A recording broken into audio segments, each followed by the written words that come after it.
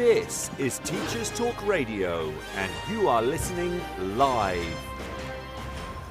Hello listeners, happy Wednesday night. We are midweek. You are joining me, your host this evening, Sophie Smith-Tong, on the Late Late Show. I know you might be tired, but do grab yourself a tea or a coffee and chill out with me for the next hour, where I'll be having a relaxed exploration of how becoming a parent might change your teaching experiences. Download the Podbean app to get involved in the conversation. This is Teachers Talk Radio, and you are listening live. Tune in live at ttradio.org, or to join in the conversation, download the Podbean app and search Teachers Talk Radio. Follow the hashtag TTRadio. Tune in, talk it out with Teachers Talk Radio. Hello everyone, and welcome to the Late Late Show. That feels very, very late for me tonight. I don't know why, I'm just feeling extra tired. In a bit, I'll be chatting to Adrian Bethune, who has been teaching since 2010. Adrian has been the Wellbeing Lead Governor and part-time teacher at Broughton Community School since 2019, and he's the author of Wellbeing in the Primary Classroom and A Little Guide to Teacher Wellbeing and Self-Care. But on top of all this, he is also a parent to two boys, and this is what the focus will be tonight.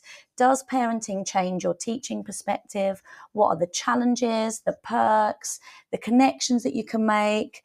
Does it make you more tired as a teacher? Does it give you energy? I want to hear your opinions. So if you're around, if you're listening live, you can get involved in the conversation by downloading the Podbean app. You can send us in a message or you can call in. Feel free to do so. I am about to welcome our lovely guest, Adrian. Hello, Adrian. Hi, Sophie. How are you? I'm good. How are you? Yeah, not too bad. Bit like you, tired. You Yeah. know, this time in the evening as a parent, this is wind Bedtime. down time. Yeah. Bedtime. Let's be honest. Yeah. Yeah. I mean, I was thinking on the way home today, just thinking about this podcast, but I do think this occurs to me every now and then, that I'm walking home from a very long day at work and I'm thinking, when I get in, I need to be present as a parent. I've got to find something somewhere, and I've used up so much of my energy that I get in and I'm just like, I don't know where I can find it. And it's like being both is really hard, isn't it?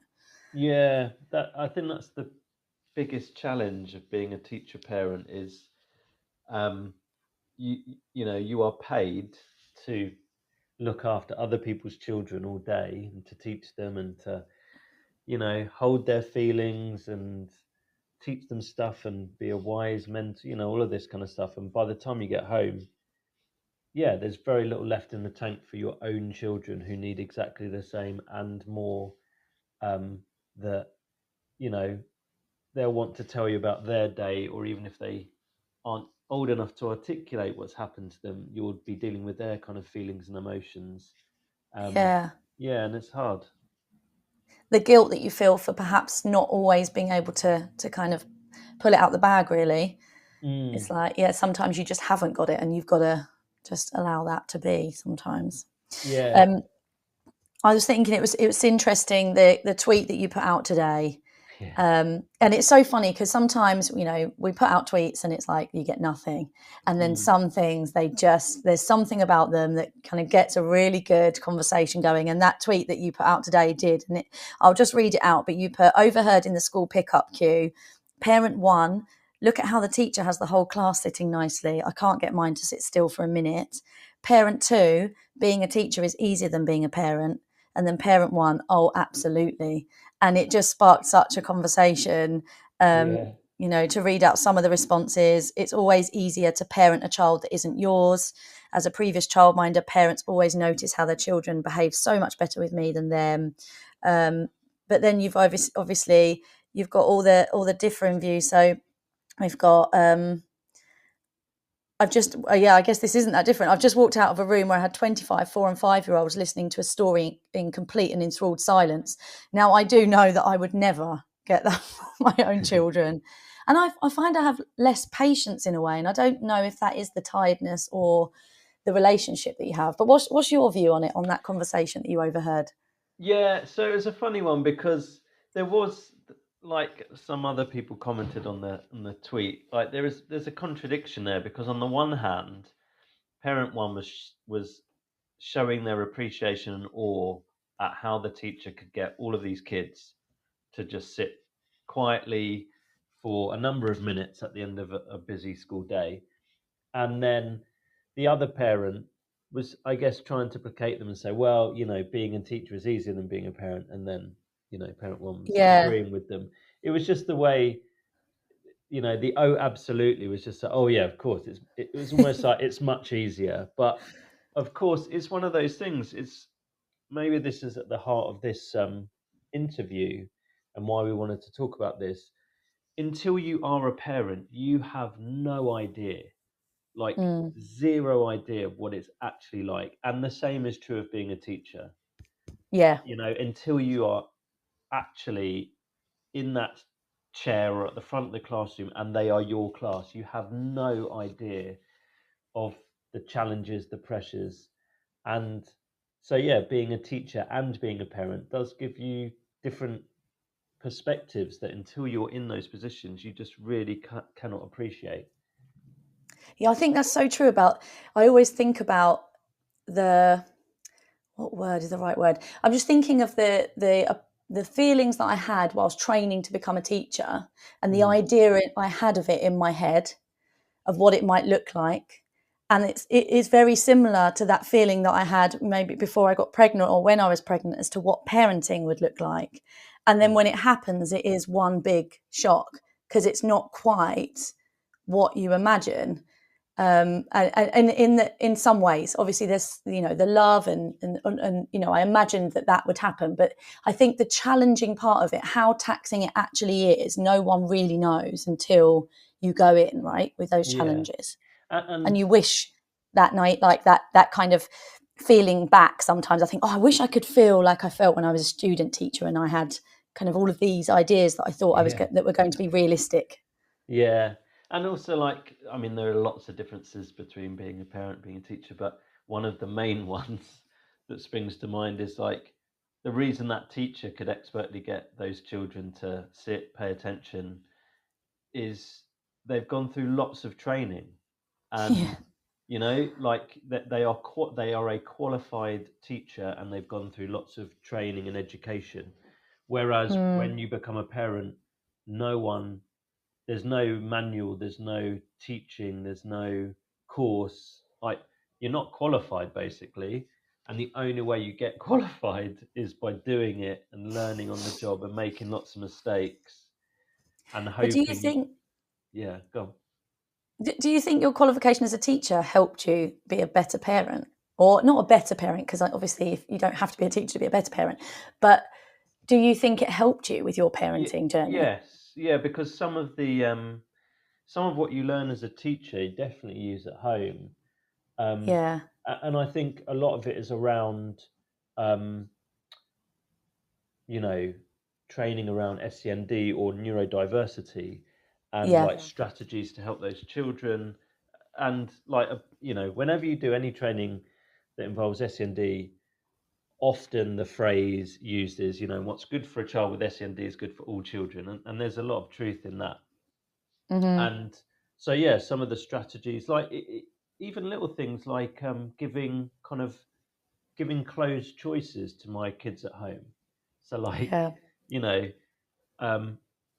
in the morning, right, boys, need to put our shoes on, brush our teeth, I don't want to.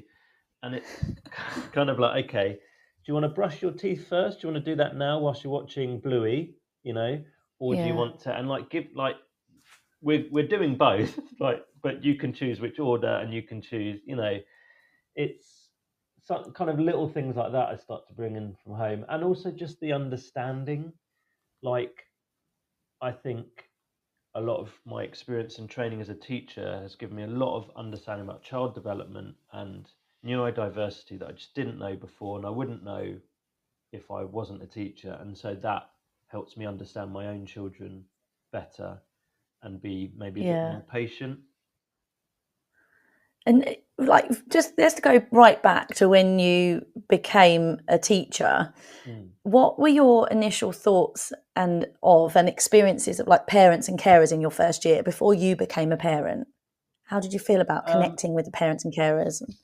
Yeah, I think because I was a career changer, so I came from a job in music publishing, and this is going to sound weird, but like a lot of my colleagues would like find dealing with parents like one of the most challenging aspects of the job, and like parents even they wouldn't look forward to it, or they'd kind of dread it a bit, and like that has never ever fazed me. I quite like parents evening. I quite like even tricky parents, just because dealing with adults, grown-ups was a big part of my work beforehand. you know Whereas a lot of teachers get into work with kids rather than the grown-ups. So I never I look forward to chatting with a parent or having a parents evening meeting, etc. I guess where I was massively naive was when I first started teaching. I was in a year 2 class, and we weren't really setting formal homework, but we were saying, you should be reading every night with your child, or be doing X, Y, and Z. And then it comes to parents' evening, and the parent would say, oh, we just don't have time to read with all the clubs. And in my head, I was thinking, what? You don't have time to read for like 10 minutes, or you don't have 5 minutes to do a bit of phonics with them? Like, come on, like, what are you doing? And then, now I know. Yeah. And there it's is no not, time. Yeah, well, it's not. Yeah, there's that literally you'll finish dinner. You think, oh my god, it's 7 o'clock, right, boys? It's bath time, and okay, now it's bedtime. And like, say with our youngest, Rafe, who's 6, so he's in year 1. So a key time where he's learning to read, he's learning to write, he's doing phonics, and there were times where I'd be like, okay, Rafe, should we get your reading book out? No, don't want to. Oh, come on, I'll get it out, and let's read this. I don't want to. Okay, I'll read this line, and then you do. No, and like literally meltdowns at bedtime, Yeah. because he just didn't even want to sound out one single word because he's exhausted.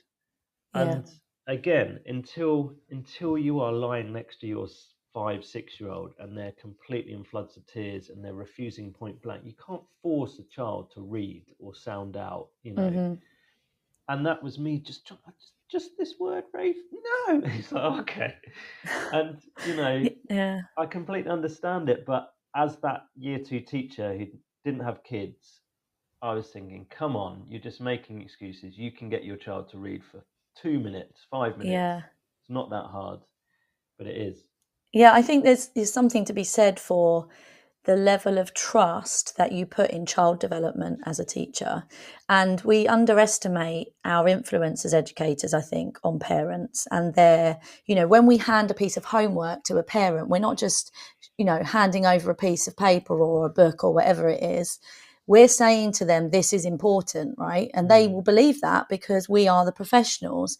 And so this idea that if they don't do it, that their child is going to turn out a certain way, or that they're not going to be able to read or write, is huge for them. And we have that like, I really feel quite comfortable and confident because of my knowledge of child development and my training, that I don't necessarily have to do what they've sent home. It's okay. The worst isn't going to happen. Yeah. So there is that element of trust there, isn't there, in that you might not have as a parent who isn't an educator or hasn't been trained in that. Yeah, I agree. I don't know, maybe because you and I both teachers as well as being parents, like there's an element that we probably know that they're getting from us quite a bit extra. Yeah. Like, we're probably subtly teaching them all the time and doing stuff that we know is good for them, or getting them to think, or getting them to question stuff, or as like we're going for a walk, and we're spotting house door numbers, and Rafi, what number's that? What's a 9 and 8 together? All of that kind of stuff that we're Yeah. just doing. It doesn't feel like learning. I guess we've got a lot of those tricks up our sleeve. So if when it comes to reading, they're having a meltdown and we think, fine, it's absolutely fine. We know they're okay. Yeah. Um, They're getting that in other ways. exactly. And I have found that from the teacher side when I'm speaking to parents, and parents seem concerned, you know, is my child at the right level, etc., etc. I've found it. I'm able to kind of reassure parents as well, and just be like, yeah, they're doing absolutely fine, and more from the point that we don't all have to be at the same level because we're 6 years old. You know, Yeah. like they're fine. Like they're gonna. I always think. Sorry, this is going off on a bit of a tangent. That's all right. But this was before I was a parent. This is me reassuring parents about their children, and then as a year 2 teacher, and then being concerned, you know, are they behind? Are they, you know? And I always thought of when I was at primary school, my friend Johnny Hinchcliffe, same year as me, he was basically like a little child genius. Do you remember? Did you grow up with the program on telly, Doogie Howser? Oh no, I've not heard of that. Okay. I mean, I might have done, I might have forgotten. Okay. Anyway, it's like it's a American kind of drama sitcom where a genius child becomes a medical doctor really early. Right. He's a teenager basically. Anyway, Johnny Hinchcliffe was like Doogie Howser. He was on all the high level maths stuff at primary, and he ended up going to secondary school early. Wow. Or something like that. He did GCSEs early, he did A levels early. Like he was just, you know, that's what he was like. Basically, now he's just the same as everyone else. He's got a job. He just got there quicker. Yeah, he's got a job. He's got a mortgage. He's got a wife, 2 kids, and he's as happy or miserable as everyone else. And I kind of think, like, within reason, that's what we all do over time. Yeah. Like, and if you think about your circle of friends, like we've all got different qualifications. Some of us have degrees, some of us have firsts, 2 1s, 2 2s. Some of us dropped out of uni. Some of us have master's degrees, you know. But no one really cares, because when you have a conversation with your mate, you don't talk about that stuff. Like we can all hold a conversation about politics or this or that. And I just think, you know, when they're 5 or 6, we stress so much about, are they at the right level? And that pressure, like whether it's the work we send home as teachers or what we say in parents' evening, puts a lot of pressure on parents, and that feeds down to the kids. And I just think it's often just a complete waste of time. Yeah, it's unnecessary, isn't it? And I think, you know, I don't know if you're part of parent WhatsApp groups, but it can really kind of escalate quite quickly on there. The panic spreads when the date is coming that a certain project has got to be in, and oh, I didn't know about it, and why haven't they messaged earlier? Or it was messaged, but it was messaged on this time. And it's like, you know, I find it really difficult to. I kind of do the extreme of just not entering the conversation in a parent WhatsApp, because I feel like maybe it's because I'm a teacher, I don't know, or maybe it's just the person that I am. But I just feel like I've got too much to say on it, so I don't say anything. Yeah, so I'm the same. I've opted out of pretty much all parent WhatsApp groups. For that reason, I either just keep biting my tongue, or I just want to. I don't know how to say what I want to say without either coming across as a know-it-all, or telling other people they're overreacting and being ridiculous. Just disengage completely. It's a difficult one to navigate. We're just going to go to the news, and then we'll be back in around 5 minutes. Hi teachers, we're Apps for Good, and we give schools like yours free introductory computing courses. Our courses are for everyone, including those who aren't computing teachers, and they're fully equipped with resources mapped to the UK computing curriculum. Independent learning is central to our courses. Your students will develop essential and digital skills by working in teams to create prototype apps for good. We'll even connect you with industry volunteers to give real-world feedback. Let's empower every young person you teach to shape their future with technology. Speak to us at www.appsforgood.com. appsforgood.org. Imagine having your own instructional coach available 24/7. Now you can with the Teaching How-Tos platform. This highly personalised social platform empowers busy teachers to learn and apply evidence-based teaching techniques, either independently, working collaboratively with their peers, or with our new AI assistant. The platform features over 160 visual guides to teaching techniques, designed to help you quickly and easily implement high-impact practices that boost student engagement and improve learning outcomes.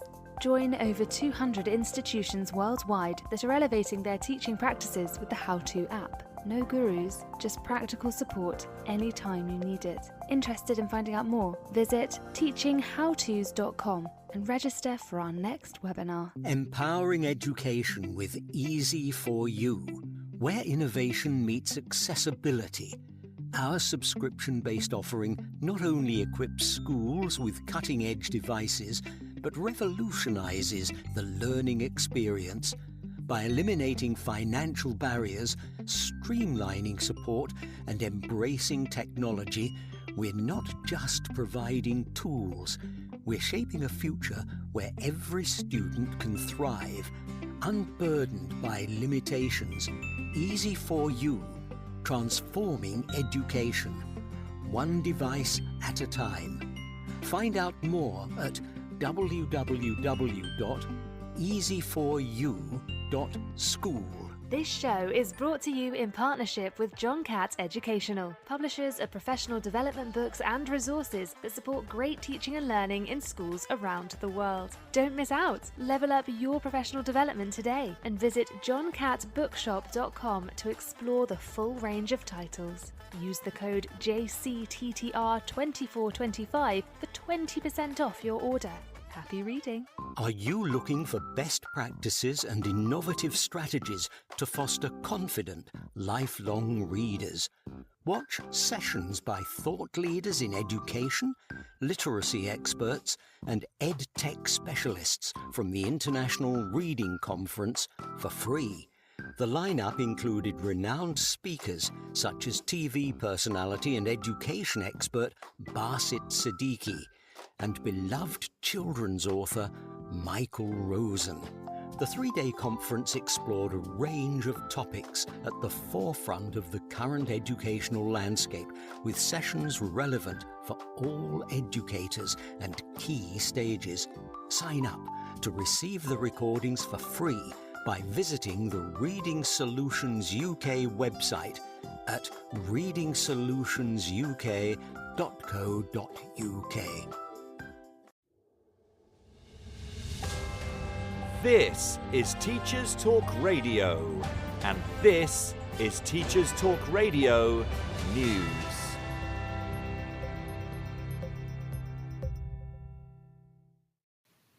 Artificial intelligence is in the news after a study at a UK university conducted a real-life Turing test.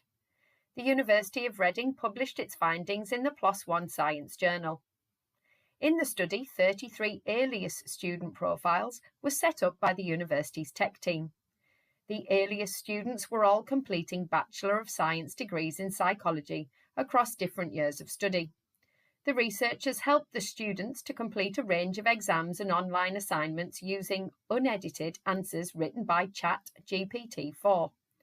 Researchers found that 94% of their AI submissions slipped by the examiners unnoticed, and the AI students did better than their peers, with an 83.4% chance they could outperform a random selection of real student submissions.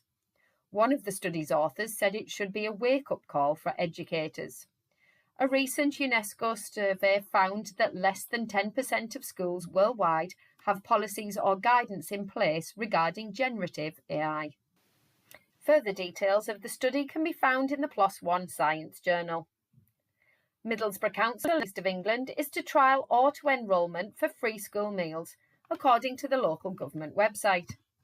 The pilot scheme will ensure automatic enrolment as a safety net for children whose families do not apply. Parents will have the right to opt out. The council said reasons for families not claiming free school meals included not understanding the application process, low levels of literacy, language barriers, and stigma. A sample of 60 Middlesbrough households found 11 eligible families were not signed up for free school meals, and the council said this meant schools missing out on thousands of pounds in funding. A similar process introduced in Sheffield in 2016 saw £3.8 million worth of extra pupil premium funding allocated as a result of auto-enrolment. The Star in Sheffield reports that universities in the city have launched litter patrols to reduce what they call end-of-term dumping. According to the article, enforcers will be out in force over the coming days as tenancies come to an end and 50,000 students move out of their rented accommodation. The joint approach by Sheffield and Hallam universities comes after residents complained about piles of rubbish left on pavements. Both universities have said that they work closely with the City Council and give regular reminders to students to put excess waste in bags neatly outside. A spokesperson went on to highlight that since 2013, students in Sheffield have raised over £1 million for the British Heart Foundation by donating items at the end of term rather than throwing them out. Schools Week reports that trusts are warning they face having to make significant redundancies and have no choice but to exclude vulnerable children following shock cuts to send budgets in the middle of the year.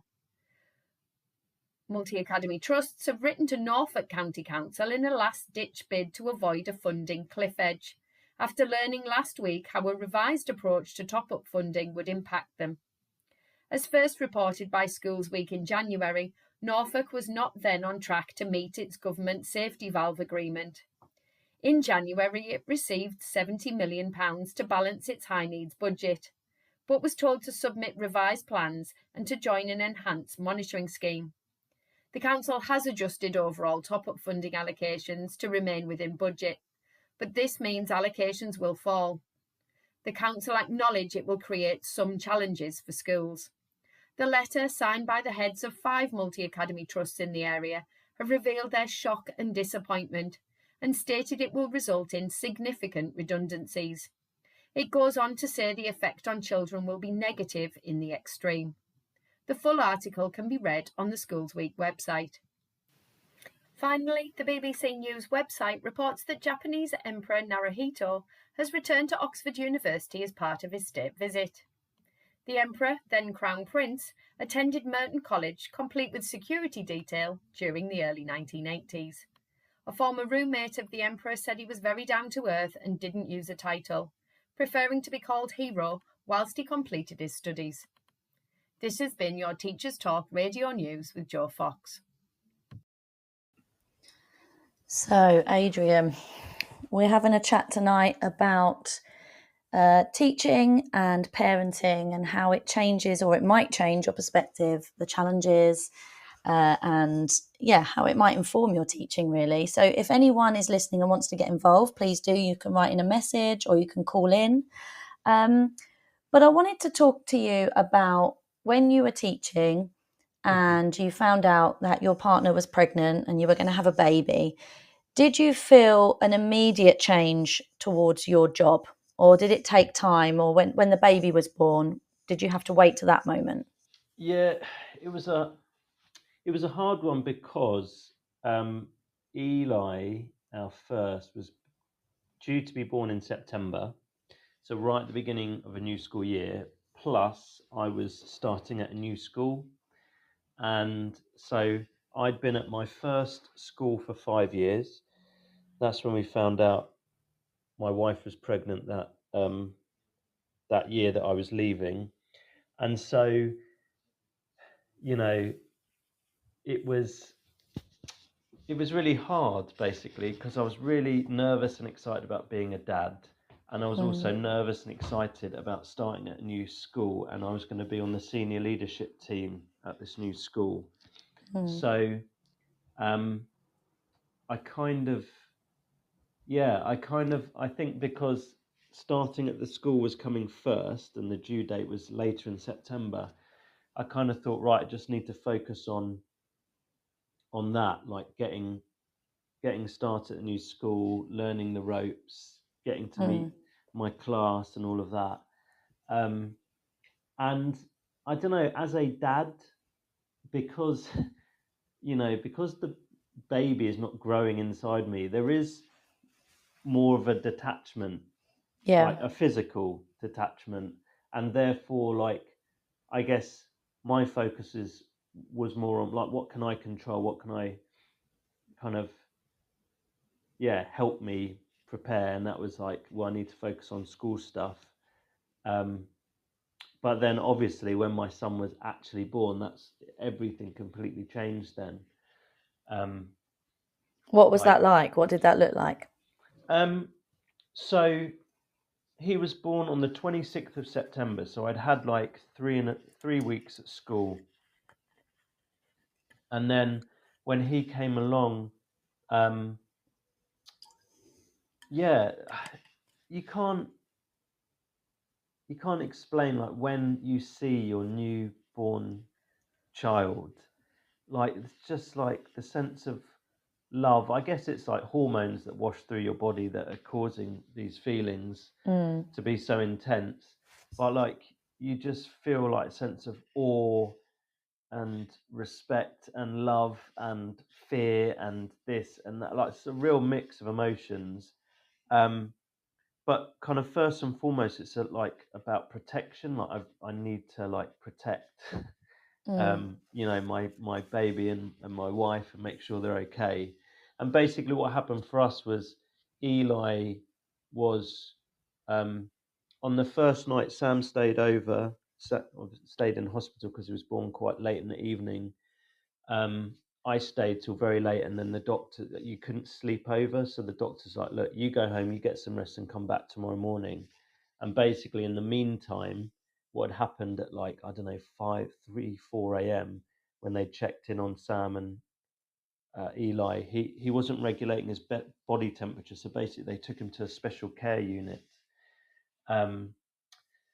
which is essentially like intensive care for babies. So when I woke up, I had this message from Sam, and I was just like, oh my God, like, this shot of adrenaline. So basically, my paternity leave was spent in hospital pretty much. And then I was like, as soon as Sam and Eli got discharged from hospital, when he was better, I was straight back at work. And like, that was like a huge, like, culture shock, and I almost kind of resented being back at work, Yeah. because I just wanted to be with my family, and because we'd had that scare of him being poorly and needing extra medical support, that was even, I think, more acute for me. Would it have been an option for you to approach the school? Would you have felt comfortable to say, do you know what, my paternity leave has been spent like this, is there any way of having time? Do you think that would be an option? Here's the thing, right?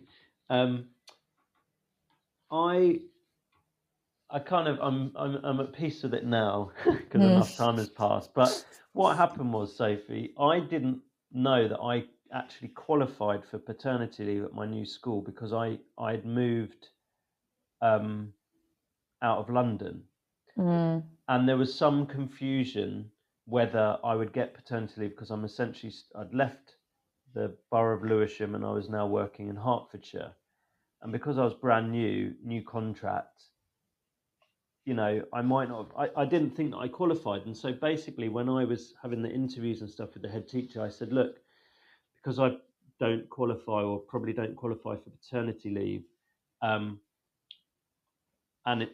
our baby's due right at the beginning of term, I'll take like a week unpaid.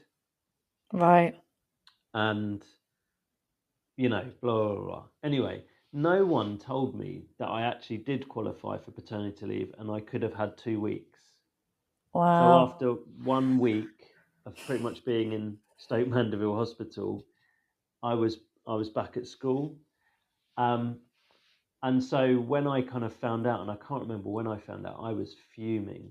Yeah. Like, it was very deceitful. No one said, actually, Adrian, like, you get 2 weeks, take that time with your family, we'll cover things. It's not ideal right at the beginning of, a new school year with your new class, but family is more important. I feel like that's the same, like, in most schools that I've worked in, unfortunately. I feel like that is a bit of a thing with education, and I'm sure there are many people doing it right out there, but this idea that they don't hand over information that will mean that they lose a teacher for a day or an hour, or Yeah. that looking after their staff doesn't include that offering. And I feel like that was the same when I got pregnant. No one sat me down and went through the Burgundy book, or went through my rights. Or I remember when I first went back, I had that sense of resentment, but I had a phone call at work from my child's nursery to say that he needed to go to the doctors immediately. And so when I went to the deputy, and this isn't the school that I'm working at now, but when I went to the deputy, they kind of said, well, can you go another day? And it was like just them asking me put a lot of pressure that I didn't really need in that particular moment. What we need to recognise is that moment was full of fear and anxiety. If I'd have stayed at work, I wouldn't have been much use. I was really panicked and I needed to get to my child. And I feel like sometimes there's just that disconnect there, that they don't kind of recognise the important, like family is everything, isn't it? It does change that perspective, or at least it did for me. I completely agree. Like the school, if I was at the London school when I had Eli, it would have been so different, because that head teacher, she was one of the best heads I've worked for. Her motto, or one of her sayings, was like, family comes first. And so even though I didn't have kids there, I would see some of my colleagues that did have kids, and they'd get a call from their kids' nursery and saying, look, your child's thrown up, can someone come and collect them? And I witnessed conversations where the member of staff, clearly kind of upset and shook up because their child's really poorly, going to Sue, and Sue saying, just go, we'll cover it, don't you worry, family comes first. And like just taking that pressure off that teacher, so they could just go and be with their child because their child needs them. And that sense of perspective, like that's more important. Like, we can cope, and also Sue Hart just knowing deep down, and this wasn't even a conscious thing, but I just witnessed this, the byproduct. If you take care of your staff that way, they will pay it back with interest, because you've helped them at their time of need. And what about this concern that I think people, it comes down to trust again, I think, because they think if you give an inch, they'll take a mile, that kind of thing. But they forget that, these are adults we're talking about. These are people who are professionals, and they love their job. I mean, they have to love their job. We don't get paid loads of money. It's, it comes down to a passion. But I think, maybe SLT or whoever's in charge, whether it's a children's centre head or head teachers, worry that if they show this vulnerability, that people will kind of take it and run. Would you agree with that? Yeah, I don't know.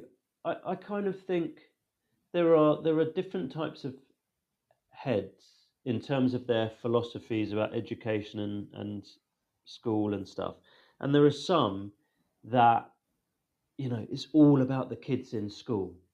Like, everything we do is for these kids and blah, blah, blah. And so a teacher being off, or a teacher having family issues that they have to deal with, is a real bugbear for them, because they're seeing that, okay, the children here are being let down.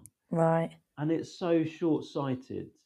Whereas, Sue Hart and my current head realise that actually, like, in the long run, the children in school are going to get a better deal if I have, like, less stressed, well-rested, well-looked after staff.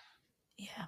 That aren't at school in their body, but in their minds, they're really worried about their kid who's being looked after by, someone else, because they don't feel like they can go to their head and say, look, can I go home and look after my son who's thrown up at school today? And just those little things. It's not an instant enough comeback for some people, I think. They, like you're talking about long-term gains, people in education tend to find that really difficult. It's like, well, if it doesn't kind of feed our school life instantly, if we can't see that progress right now, it almost feels meaningless. And so that investment is really difficult and challenging. And yeah, completely.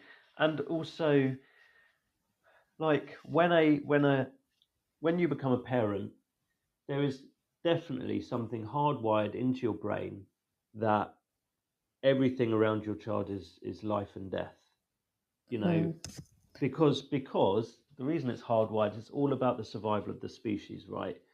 If parent does everything they can to keep child alive, then that's good for the survival of the group, the genes, etc.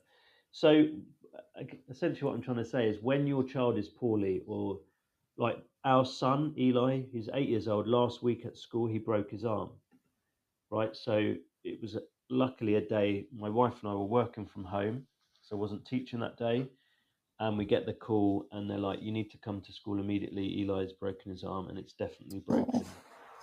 And just that, like, sick feeling Yeah. and rush of adrenaline, and it is literally like tunnel vision. I need to get to school and get to my son. Mm. And even though that a broken wrist is not a life and, well, hopefully, Yeah. 99 times out of 100, it's not a life and death situation. So we knew he was going to be okay, but your brain on a primitive level doesn't process it in that way. And if I was at school that day, I would need to go and get my son. I wouldn't Yeah. want anyone else to get, obviously if my wife is there, but still, I would still want to go to hospital. If he needed surgery, I wanted to be there.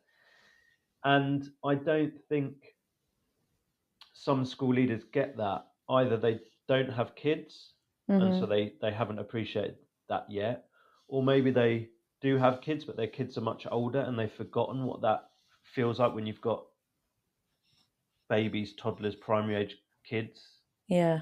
But I can't see that feeling going away, to be honest. You've got a teenager and you No. find out so and so's broken their arm. You're like, oh my god, like, are they okay? Yeah, my So mum and dad are still like that now. Like I'm going, yeah, I'm going in for surgery on Monday, and my dad's taking me in. He's staying right, there yeah, until I come out. My mum's coming to stay with me for a week. yeah. Lewis is very happy. But Um, but but that's the yeah, thing. it's It's like they're there. hardwired. It is Yeah. hardwired. Like, your child's safety is hardwired into you to want to be there physically with them to support them through. So yeah, that and as a teacher parent, there will obviously, like, if I was at school and that happened and I'd want to, like, go straight away, and that's still acknowledging that there'll be guilt there. Like, Yeah. I'm leaving 30 kids that I should have been teaching, and they're not getting me today. And also, some of my colleagues are going to have to take on some extra load. Maybe someone's being pulled out of their PPA to cover. Maybe the head is having to cancel a meeting to cut, whatever. Yeah, and we always know how stressful that is, don't we? Because Yeah, we pick it up when other people aren't in, and it does weigh heavy. But like you say, you've got to go. Like there's nothing yeah, else. There's no other answer to that. no, I mean, a lot of people talk about like teachers having the best job for family life. Do yeah. you think teaching and parenting are compatible? Yes and no. So obviously, the compatibility is around holidays. Mm. So yeah, if your child is off for 12 weeks of the year, when I was in my old job in music industry and I had a grand total of 20 to 25 days annual leave, that's Mm. what, 4 or 5 weeks. So what do I do for the other 8 weeks when my child is, that's really incompatible. Whereas teaching, it's like, school holidays, great. I'm here. What should we do? Can I just say on that note, though, Adrian, to anyone Mm, who's listening who isn't a teacher, yeah. 6 whole weeks to entertain your children has negatives too. Oh yeah, yeah, yeah. I just mean, like, Yeah, but yeah, you don't have to sort out childcare, which is the dream. yeah. I mean, that is the dream. But the big negative is, you know, 3 kids. My holidays were my holidays. Yeah. Um, I saw a meme the other day, and it said, "We still do all the same stuff we used to do before we had kids. Now we've got children, but it's just ruined now." And like, that is kind of true. Like we I love love, the honesty. yeah. It's kind of like we went on this dream holiday last year to the Italian Alps, and it was like, it was just amazing. We hadn't been abroad, and we're not going abroad this year. It was like the first family holiday, all 4 of us going abroad, and it was like amazing. But it wasn't relaxing. And like we stayed in this family-centered spa hotel, and they had Oh, childcare, right? As part of the package, you got up to 70 hours of paid childcare with oh my God. Montessori trained staff, okay? And they were gonna be doing dam building and bike riding and this and that and art, all of the things our kids love. Could we get them to go to the bloody childcare? No, they didn't want to. They didn't want That to was be a exactly part the of. same when we went on all inclusive. We were like, Yeah, great, they've got kids club. They're yeah, like, we don't want to go kids club. And I'm like, oh, what? yeah. So we're then just having to go on the water slides all day with our Oh kids, and my God. and then, yeah. So Yeah. anyway, um, yeah. So parents, teachers, compatible school holidays, but during term time, very little compatibility. I Yeah. mean, logistically, it just doesn't work. How can I get my children into school when their school gates open at 8:45 when I also need to be ready to teach my class at 8:45? Like, Mm. it doesn't work. And my kids, okay, they're coming up 3:15, 3:30. How can I be there to pick them up when it just doesn't And you work. miss all the extras, like unless you've got a school that's really, really great at relieving you for lots of different things, which is Yeah, becoming less common because of budget and stuff for cover. But yeah, like your nativities and your end of year six plays and the assemblies that happen, so like the regular assemblies, I miss all that. I took my yeah. daughter into school. I had a report writing day, and I took her into school in the morning, and I realised I didn't know where to go to take her. Right. And Oh it blew gosh. my mind. I was like, "Oh my God, I feel so guilty that Yeah. I don't even know which entrance I take her in because I literally have not taken her once since she started in Wow. year 2." And I was like, Yeah. "How can I have such a disconnect when I know exactly what's going on in the lives of the 30 children that I teach? I Yeah. see their drop off every day." So yeah. Yeah. I mean, I guess, do you know what's interesting? At the school I teach at, there is, from compared to other schools I've worked in, there is a disproportionate number of staff that send their kids to our school. So head teacher sends his primary age child to our school. Deputy head Mm. sends her 2 kids to our school. Senko sends her boys to our school, and many other, teaching assistants and other teachers too. And what that means, and the school provides free wraparound care for staff in breakfast club and after school club. Wow. And what's really nice is that I share an office with the deputy head. Is that after school, her youngest, who's in reception, comes in, hi mummy, like comes and says hello to her, and then goes to after school club, which is just in the Oh, hall, that's just so up the corridor. lovely. And I kind of feel like that is the solution. Yeah. Have them in the Your same kids, building. yeah, basically. So you take them into work with you early, and they go to breakfast club, or they potter in your office or classroom whilst you're getting some bits ready, and then they go to breakfast club, and Mm. then they're in their classes, and then after school they come and say hello to you, and you have a little chat and a catch up, and then they go to after school club, and then when you're done, right, kids, let's get in the car, let's all go home together, Yeah. like that, and then you can attend their assemblies, right, and their after school events and Yeah. sports day. That really should be happening more often. Like your kids go to the school that you teach in. Yeah, it's so true. And then you just have to step out for 5 minutes to watch something. Or, Yeah, I know at my kids' school, when one of the siblings does an assembly, they get the other one out from the class. They yeah, can be relieved from their learning in their classroom to come and watch their sibling. It's the same kind of thing, isn't it? yeah.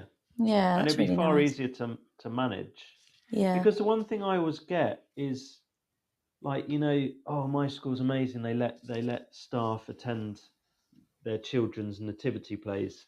And I just think Christmas nativities all obviously happen around the same time, right? Yeah. And it's like, surely there must be clashes where, let's say you're doing your class nativity with your class and your Yeah. child's nativity falls on the same, like, what do you do? Like, Yeah, I mean, that's difficult, especially because even if the nativity isn't at the same time, that time of year to let a staff member go, it is so hectic. It yeah, would just cause chaos, and the guilt that you feel, it's quite huge to leave if you've got rehearsals for your nativity, or you're Yeah, trying to manage all the Christmas fair, or everything that's going on at that time of year. yeah, And especially when the nativity is probably 15-20 minutes, and you're going all that, for some it yeah. might be a bit further, or so it's not logistically, it's not great. No, Mm. and also at a time of year where like illness spikes, Yeah, everyone's off every other Yeah, day. Yeah. We're just going to go to the ads again, but when we come back, I want to talk about how parenting might change interactions with the children. cool. Hi teachers, we're Apps for Good, and we give schools like yours free introductory computing courses. Our courses are for everyone, including those who aren't computing teachers, and they're fully equipped with resources mapped to the UK computing curriculum.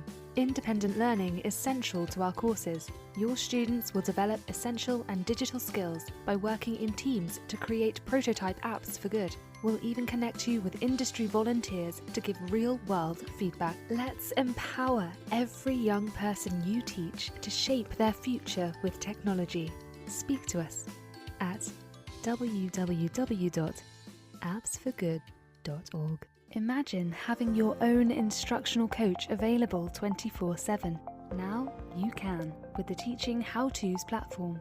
This highly personalised social platform empowers busy teachers to learn and apply evidence-based teaching techniques, either independently, working collaboratively with their peers, or with our new AI assistant. The platform features over 160 visual guides to teaching techniques, designed to help you quickly and easily implement high-impact practices that boost student engagement and improve learning outcomes. Join over 200 institutions worldwide that are elevating their teaching practices with the How-To app. No gurus, just practical support anytime you need it. Interested in finding out more? Visit teachinghowtos.com and register for our next webinar. Empowering education with Easy4U, where innovation meets accessibility. Our subscription-based offering not only equips schools with cutting-edge devices, but revolutionizes the learning experience by eliminating financial barriers, streamlining support, and embracing technology. We're not just providing tools, we're shaping a future where every student can thrive, unburdened by limitations. Easy4U, transforming education, one device at a time. Find out more at www.easy4u.school. This show is brought to you in partnership with John Catt Educational, publishers of professional development books and resources that support great teaching and learning in schools around the world. Don't miss out. Level up your professional development today and visit johncattbookshop.com to explore the full range of titles. Use the code JCTTR2425 for 20% off your order. Happy reading. Are you looking for best practices and innovative strategies to foster confident, lifelong readers? Watch sessions by thought leaders in education, literacy experts, and EdTech specialists from the International Reading Conference for free. The lineup included renowned speakers such as TV personality and education expert Basit Siddiqui, and beloved children's author Michael Rosen. The three-day conference explored a range of topics at the forefront of the current educational landscape, with sessions relevant for all educators and key stages. Sign up to receive the recordings for free by visiting the Reading Solutions UK website at readingsolutionsuk.co.uk. Hello, Adrian. So we've got about 6 minutes, and I want to touch upon how becoming a parent might change our interactions with the children that we're working with. Do you think it does shift things, or do you think that just happens as part of becoming an experienced teacher, or do you think parenting can change it? I think, well, from my personal experience, I think it does change your perspective on the children in your class. You kind of I don't know. You kind of you realise they're other people's children. Like that might Mm, sound silly, but yeah, you realise they're other people's children, and they're precious to those other parents. And like even when parents are like making a fuss, or you might think going over the top about something, you kind of I don't know, you're slightly more empathic towards that. You realise their concern is coming from a good place. It's probably just a bit misguided. mm. Um, yeah, I and often think that go on. with, that every interaction I have, I tend to go back to the question is how would I want my children to be spoken to at this point in time? How would I Mm, want a teacher to deal with this if this was my child? Um, and yeah, it often kind of brings a sense of warmth into it. And not to say that I'm not warm with the children for most of the time, but those testing times, those times where they're using behaviour for communication and maybe you're tired or, I think, well, what would I want that interaction to look like for my child at school? yeah, yeah. I think it subtly changes things from that perspective. Mm, Um, but yeah, it's the other, like when going back to that tweet and how it's mm, easier for a teacher to teach someone else's kids. That is also true. Like I think it's easier to be patient with someone else's child because they're not necessarily. Sometimes they are, obviously. They're not pushing and triggering certain buttons in you. Like because your own children look like you, they're mm. related to you, they might have mannerisms like you.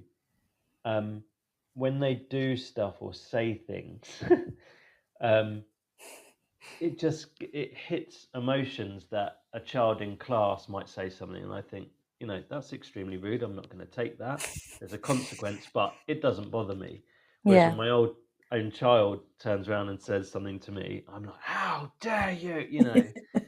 It's just I mean, um, there's, science behind that, right? I feel like my therapist used to say that to me. He'd say, certain reactions that I have to my children, think about what were you experiencing at that age, and it's likely to, if you're reacting to it, it's likely to be something that happened to you at that time, and yeah. you're seeing it in them, and it kind of fires up something. Mm. Yeah, and also because the reason I said, your child looked like you and they act like you've got certain mannerisms, when they act in a certain way, it's like a mini you doing Yeah. it. And so you're reacting to also something you don't like in yourself or Mm. find difficult about yourself that you're seeing reflected in them, like maybe a disregard for rules or something. Yeah. um, Yeah. yeah, it's hard. What about like curriculum and content and what you're teaching? Did parenting change that for you? I feel like maybe I became a bit more bold and a bit more like outspoken. I mean, I've always been outspoken anyway, but Yeah. because I feel like I'm fighting for my children as well as the children I teach. My own children need a better education system, so I'm a bit bolder. Would you say you're Yes. the same? Yeah, like so tonight, right? My 6-year-old was crying at bedtime, didn't want to go to school tomorrow. And he said the same yesterday morning, don't want to go to school and why it's boring. And I say, so he's crying at bed.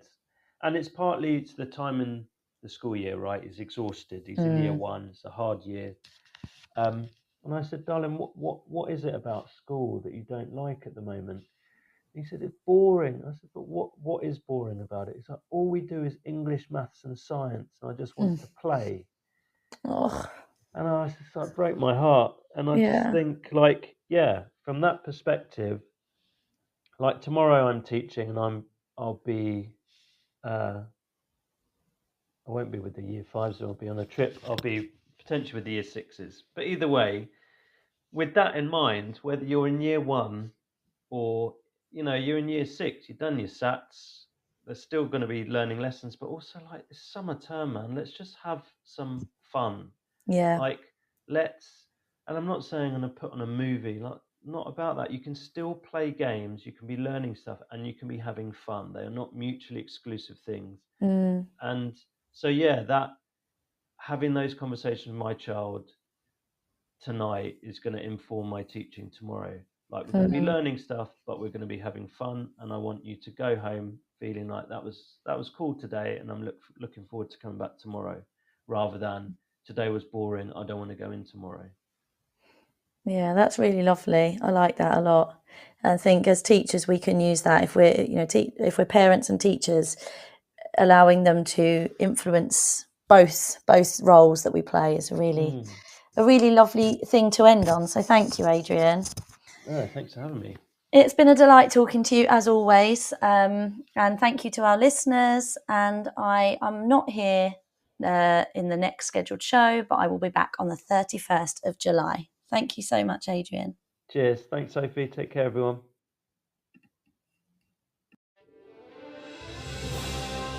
You've been listening to Teachers Talk Radio. Tune in live and listen back at ttradio.org. We look forward to hearing from you next time on Teachers Talk Radio.